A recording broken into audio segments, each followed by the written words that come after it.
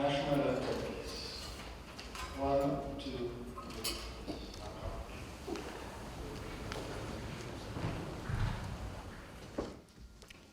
Your Excellency, it is with delight and profound gratitude that I welcome all of us here to this unique event, the unveiling of the standard operating procedures, policies and manuals of the economic and financial crimes.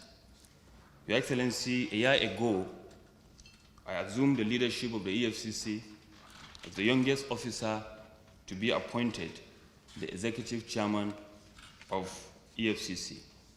I remain grateful to you, Mr. President, for the confidence reposed in my abilities and competence. Taking on this assignment, Mr. President, I had no illusion that the journey would be easy. But I was clear-sighted on what needed to be done, having served at the EFCC all my career.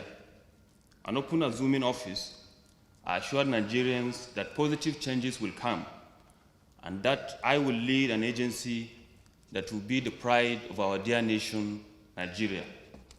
Your Excellency, ladies and gentlemen, with all sense of humility, I'm delighted to inform you that in the last 1 year, we embarked on organizational reforms for improved efficiency. We established a Department of Intelligence to drive our intelligence-led investigation.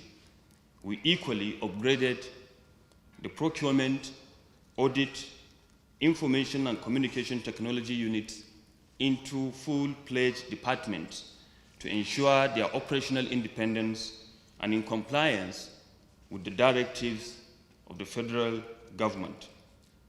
Your Excellency, we also restructured legal and prosecution as well as operations department to achieve a more targeted and result-oriented drive. Your Excellency, within the same period, the training arm of the Commission, which is the EFCC Academy, was also academically revamped and fully primed to deliver its objectives. The morale of the staff of the EFCC has improved in the last 1 year as steps have been taken to address the long-standing issues of discontent, especially in stagnation on a particular rank for years. And above all, Mr. President, your approval for a new severance benefits and welfare package for the staff has worked wonders. Furthermore, Your Excellency, we have commenced digitalization of the EFCC processes. We have developed an in-house case management software, which has already been deployed at the headquarters as a pilot scheme. This initiative, Your Excellency, saved us over 2 billion naira as the vendors that came to us presented a huge invoice, but we decided to go in-house and we built it with less than 30 million naira. Your Excellency,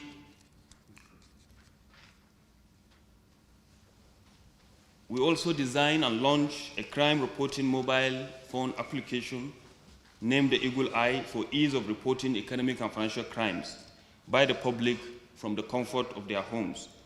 This app is the first of its kind in Nigeria within the law enforcement agencies. The app, which was launched in July 2021, is now a treasure hub of intelligence for the EFCC. All these reforms, Your Excellency, are anchored on our 5-year strategic plan, 2021 to 2025, also launched within the last 1 year, and which is consistent with the 5 strategic objectives of the plan. The objectives, Your Excellency, are to increase public engagement in the fight against economic and financial crimes, to improve systems and processes for the prevention of economic and financial crimes, to improve intelligence-driven investigation, prosecution, asset recovery and management, to improve law enforcement coordination and collaboration with stakeholders, and finally, to enhance institutional capacity and human capital development. Your Excellency, through your support and the support of the National Assembly, they have provided for us all the necessary fiscal appropriation for us to continue and to enforce our mandate without any hitch. We have tackled some office accommodation and logistical challenges affecting the Commission, particularly at the zonal commands. These reforms have shown a direct impact on the key indices for measuring the performance of law enforcement agencies across the world, which are convictions and asset recovery. I'm pleased to inform you, Your Excellency, that last year alone, we secured an unprecedented 2,220 convictions, the highest in the history of the EFCC. And we have recovered also within the same period 152 billion and 385 million United States dollars. Your Excellency, invited guests, this feat is an incentive for us to do more, and we are at a crucial junction in the evolution of the EFCC. And I recall a year ago, precisely on the 24th of February 2021, Your Excellency, when I appeared before the Nigerian Senate for my confirmation screening, I pledged to strengthen the institutional framework of the EFCC, including elimination of discretion in its operation.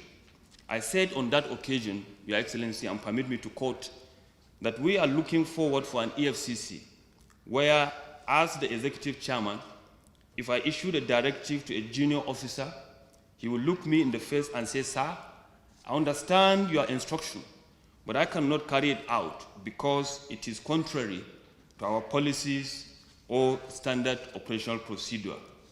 And in keeping with that commitment, Your Excellency, I'm delighted to inform you this morning that we have laid the building blocks for principles, standards, and best practices for the cosmopolitan agency that the EFCC is, an agency aimed at achieving effective and sustainable organizational efficiency, one that is fully poised to take on the challenges of fighting corruption.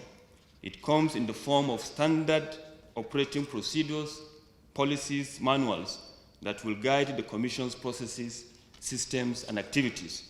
Your Excellency, it is from the above background and with delight that we have before you for unveiling 26 standard operating procedures for departments and specialized units of the Commission, and 25 policies and manuals. The policy and manual documents before you, Your Excellency, are Document Security and Classification Policy, Official Correspondence Policy, Correspondence Manual, Staff Welfare Policy, Orderly Room Trial Manual, Use of Firearms and Ammunition Policy, Sexual Harassment and Bullying Policy, Training Policy, Health, Safety, Environment Policy, Official Logo Manual, Health Policy, Codes and Standards of Operational Behavior Policy, Official Vehicle and Fleet Management Policy, Ranking Structure and Scheme of Service Policy, Uniform and Dress Code Manual, Communication Policy, Retirement and Severance Benefits Policy, Information and Communications Acceptable Usage Policy, Information and Communication Policy, Petition Voting Policy, Official Letter-Headed Manual, Operational Manual for Zero Tolerance and Integrity Clubs that we hope to launch in all tertiary and secondary school institutions, and finally, Your Excellency, Anti-Corruption Preaching, Teaching Manual for Muslims and Christians in Nigeria, which we also hope to launch again very soon. With your support, Your Excellency, I'm glad that we have delivered to the EFCC a unique DNA with these documents that will guide the conduct of officers and men of the EFCC. Permit me at this juncture, Your Excellency, to seize this opportunity to commend the Commission's personnel who remain dedicated to this patriotic duty to rid our society of economic and financial crimes. Our promise today is that we will not rest on our laurels until attitudinal change and law enforcement drives Commission to the barest minimum in our dear country, while in the same vein, reminding Nigerians that the EFCC will always get any criminal anywhere, anytime. In conclusion, Your Excellency, we strongly believe that there is nothing wrong in Nigeria that cannot be right with what is right with Nigeria. Once again, thank you, Mr. President, for agreeing to unveil these historic documents for the EFCC. Let me start by congratulating the entire board, management, and staff of the Economic and Financial Crimes Commission especially the Executive Chairman, for the feat achieved in developing 26 standard operating procedures and 25 policies and manuals for the departments, units, and staff of the Commission. I understand from your remarks, Mr. Chairman, that these are the first collection of policy documents ever developed in the 18 years of the Commission's existence, aimed at defining the institutional rules and operational guidelines while instituting uniformity in standards, improving efficiency, and removing discretion from your operations. These are indeed remarkable achievements and are very commendable. Ladies and gentlemen, I am glad to note that the war against corruption, which is one of the cardinal objectives of this administration, is being strengthened through the institutionalization of operational procedures, particularly as they form the building blocks of transparency and accountability in administration and public expenditure. The development of these standards, therefore, demonstrate the commitment of this administration to the fight against corruption and the acceptance of transparency and willingness to be subjected to scrutiny against such standards by our services. This is a confirmation of national efforts against graft. We shall therefore continue to encourage the application of a rules-based system in government business while providing the necessary enabling environment for effective implementation. You may recall, ladies and gentlemen, that since we came into power in 2015, we have consistently demonstrated the necessary political will to fight corruption. We have ensured the operational independence of the anti-graft agencies, strengthened the legal framework, empowered the regulatory agencies, and provided adequate funding to support the fight against corruption.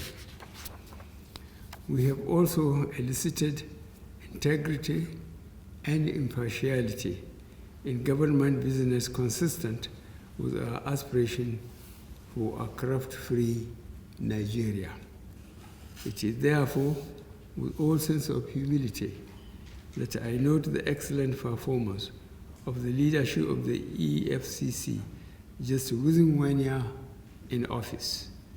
The evident measurable outcomes of 2,220 secured convictions and recoveries of monies over 152 billion naira and 385 United States dollars.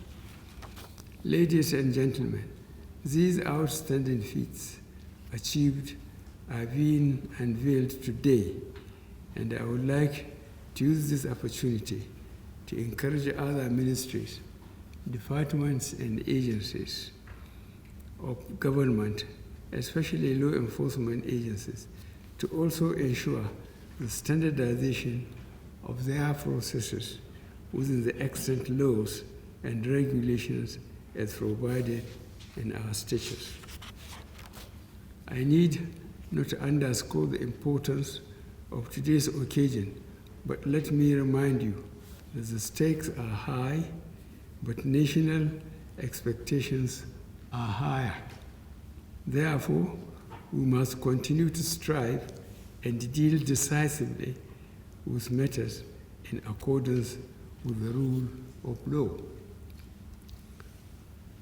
On the part of the government, we shall continue to accord all necessary support to MDAs in order to ensure the sustainability of initiatives already commenced in actualizing our vision of a corrupt-free society.